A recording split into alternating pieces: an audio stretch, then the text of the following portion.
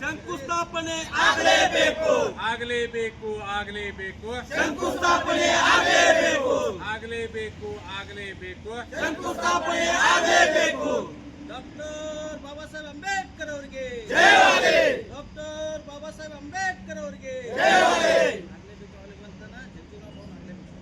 ಆಗಲೇಬೇಕು ಆಗಲೇಬೇಕು ಜಗಜೀವನರಾಮ್ ಭವನ ಆಗಲೇಬೇಕು ಆಗಲೇಬೇಕು ಆಗಲೇಬೇಕು ಜಗಜೀವನರಾಮ್ ಭವನ ಆಗಲೇಬೇಕು ಬೇಕೇ ಬೇಕು ನ್ಯಾಯ ಬೇಕು ಬೇಕೇ ಬೇಕು ನ್ಯಾಯ ಬೇಕು ಆಗಲೇಬೇಕು ಆಗಲೇಬೇಕು ಜಗಜೀವನರಾಮ್ ಭವನ ಆಗಲೇಬೇಕು ಆಗಲೇಬೇಕು ಆಗಲೇಬೇಕು ಜಗಜೀವನರಾಮ್ ಭವನ ಆಗಲೇಬೇಕು ಬೇಕೇ ಬೇಕು ನ್ಯಾಯ ಬೇಕು ಬೇಕೇ ಬೇಕು ನ್ಯಾಯ ಬೇಕು ಬೇಕೇ ಬೇಕು ನ್ಯಾಯ ಬೇಕು ವಿಶ್ವರತ್ನ ಡಾಕ್ಟರ್ ಬಾಬಾ ಸಾಹೇಬ್ ಅಂಬೇಡ್ಕರ್ ಅವರಿಗೆ ಜಯವಾಗಲಿ ವಿಶ್ವರತ್ನ ಡಾಕ್ಟರ್ ಬಾಬಾ ಸಾಹೇಬ್ ಅಂಬೇಡ್ಕರ್ ಅವರಿಗೆ ಜಯವಾಗಲಿ ಜಯ ಜಯ ಜಯ ಜಯ ಜೈ ಭೀಮ್ ಜೈ ಭೀಮ್ ಜೈ ಭೀಮ್ ಜಯ ಜಯ ಜಯ ಜಯ ಜೈ ಭೀಮ್ ಜೈ ಭೀಮ್ ಜೈ ಭೀಮ್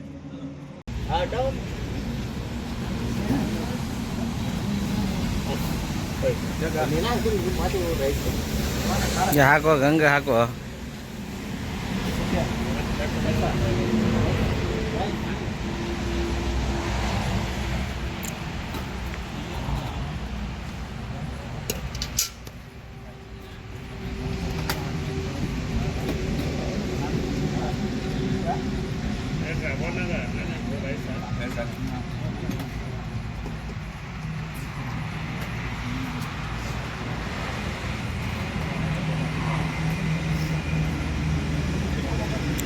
ಅದೇ ಎಲ್ಲ ಅಧ್ಯಕ್ಷರ ಕುಂತಾರು.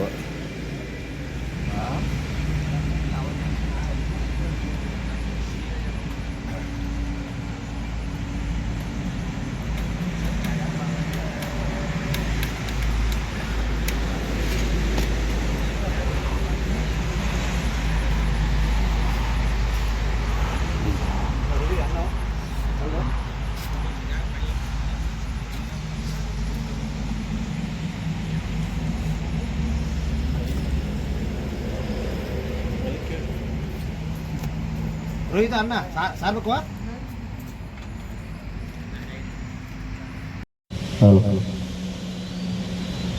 ಏನು ಇವತ್ತಿನ ದಿವಸ ಮಂಗಳವಾರಕ್ಕೆ ನಮ್ಮ ಅಹೋರಾತ್ರಿ ಧರಣಿ ಬೃಹತ್ ಪ್ರತಿಭಟನೆ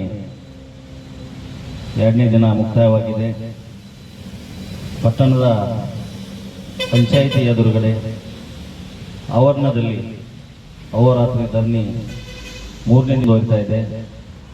ಇವತ್ತು ಈ ಸಮಯದಲ್ಲಿ ಸುಮಾರು 7:38 ಗಂಟೆ ಸುಮಾರು ಸಮಯದಲ್ಲಿ ಇಲ್ಲಿ ಗುಡುಗು ಸಿಡಿಲು ಜೊತೆಯಲ್ಲಿ ಮಳೆ ಒಂದು ಬೀಳ್ತಾ ಇದ್ರು ಕೂಡ ಇಲ್ಲಿಯ ಪಟ್ಟಣ ಪಂಚಾಯಿತಿ ಯಾವೊಬ್ಬ ಅಧಿಕಾರಿಗಳು ಪ್ರತಿಭಟನಾಕಾರರ ಕಡೆ ಗಮನ ಹರಿಸ್ತಾ ಇಲ್ಲ ಸಂಬಂಧಿತ ಇಲ್ಲಿಯ ಸಿಬ್ಬಂದಿಗಳಿಗೂ ಕೂಡ ಒಂದು ನಿರ್ದೇಶನ ನೀಡಿ ಒಂದು ಪ್ರತಿಭಟನಾಕಾರರಿಗೆ ಏನು ವ್ಯವಸ್ಥೆ ಮಾಡಬೇಕಾಗಿದೆ ಅದು ವ್ಯವಸ್ಥೆ ಕೂಡ ಇಲ್ಲ. ಇಲ್ಲಿ ತಾವು ನೋಡ್ತಾ ಇರಬಹುದು ಪಟ್ಟಣ ಪಂಚಾಯತಿಯ ಒಂದು ಇಂಥ ಮಳೆ ಗುಡುಗು ಸಿಡಿಲು ಮಳೆ ಇದ್ರೂ ಕೂಡ ಇದರಲ್ಲಿ ಒಂದು ಅದಕ್ಕೆ ಬೀಗವನ್ನು ಜಡಿದುಕೊಂಡು ಹೋಗಿ ಅಂದ್ರೆ ಹೋರಾಟಗಾರರಿಗೆ ಇಲ್ಲಿ ರಕ್ಷಣೆ ಇಲ್ಲದಂತ ಒಂದು ಪರಿಸ್ಥಿತಿ ನಿರ್ಮಾಣವಾಗಿದೆ. ಪೊಲೀಸ್ ಇಲಾಖೆಯ ಸಿಬ್ಬಂದಿಗಳು ಕೂಡ ಇಲ್ಲಿ ಇಲ್ಲ. ನಾವು ಒಂದು ಎಚ್ಚರಿಕೆಯನ್ನು ನೀಡ್ತಾ ಇದ್ದೀವಿ. ಗುಡುಗಲು ಸಿಡಿಲು ಮಳೆ ಏನು ಬರ್ತಾ ಇದೆ ಇಲ್ಲಿ ನಮ್ಮ ಕಾರ್ಯಕರ್ತರಿಗಾಗ್ಲಿ ನಮಗಾಗ್ಲಿ ಇಲ್ಲಿ ಹೋರಾಟಗಾರರಿಗಾಗ್ಲಿ ನಮ್ದು ಅಹೋರಾತ್ರಿ ಧರಣಿ ಪ್ರತಿಭಟನೆಯನ್ನ ಇಟ್ಕೊಂಡಿದ್ದು ನಮ್ಮೆಲ್ಲರಿಗೂ ಜಿಲ್ಲೆಯ ಎಲ್ಲ ಅಧಿಕಾರಿಗಳು ಗಮನಕ್ಕೆ ಮುಟ್ಟಿದೆ ಅಂತ ಹೇಳಿ ತಿಳ್ಕೊಂಡಿದ್ದೀನಿ. ಆದರೂ ಕೂಡ ಒಂದು ಸೌಜನ್ಯಯುತವಾಗಿ ಒಂದು ಮಾನವೀಯತೆಗೋಸ್ಕರ ಆದರೂ ತಮ್ಮ ಒಬ್ಬ ಸಿಬ್ಬಂದಿಯನ್ನು ನಮ್ಮ ಜೊತೆಗೆ ನೇಮಿಸಿ ನಮಗೆ ಇಲ್ಲಿ ಕುಡಿಯುವ ನೀರಿನ ವ್ಯವಸ್ಥೆ ಯಾವುದು ಕೂಡ ಶೌಚಾಲಯ ಇಲ್ಲ, ಇಲ್ಲಿ ಕುಡಿಯುವ ನೀರಿನ ವ್ಯವಸ್ಥೆ ಇಲ್ಲ, ಇಲ್ಲಿ ಒಬ್ಬ ಸಿಬ್ಬಂದಿಯ ಭದ್ರತೆಗೋಸ್ಕರ ಯಾರಿಲ್ಲ. ಅಂದ್ರೆ ಹೋರಾಟಗಾರ ಸ್ಥಿತಿಯನ್ನ ಎಷ್ಟರ ಕೀಳಾಗಿ ನೋಡ್ತಾ ಇದ್ದಾರೆ ಈ ಅಧಿಕಾರಿಗಳು. ಆದ ಕಾರಣ ನಮ್ಮ ಯಾವುದೇ ಹೋರಾಟಗಾರರಿಗೆ ಇಲ್ಲಿ ಯಾವುದೇ ಜೀವಹಾನಿ ಆಗಲಿ, ಯಾರಿಗೇ ಇಲ್ಲಿ ತೊಂದರೆ ಆಗಲಿ, ಯಾರಿಗೇ ಒಂದು ಇದರಿಂದ ತಲುಪಟ್ರೆ ಇದಕ್ಕೆ ಸಂಪೂರ್ಣವಾಗಿ ನೇರವಾಗಿ ಪಟ್ಟಣ ಪಂಚಾಯಿತಿ ಅಧಿಕಾರಿಗಳು, ಪಟ್ಟಣ ಪಂಚಾಯಿತಿ ಆಡಳಿತ ಮಂಡಳಿ ಗುರಿಯಾಗುತ್ತೆ ಅಂತ ಹೇಳಿ ನಾನು ಈ ಮುಖಾಂತರ ಒಂದು ಇವತ್ತಿನ ಈ ವಿಡಿಯೋನ ಬಿಡ್ತಾ ಇದ್ದೇನೆ.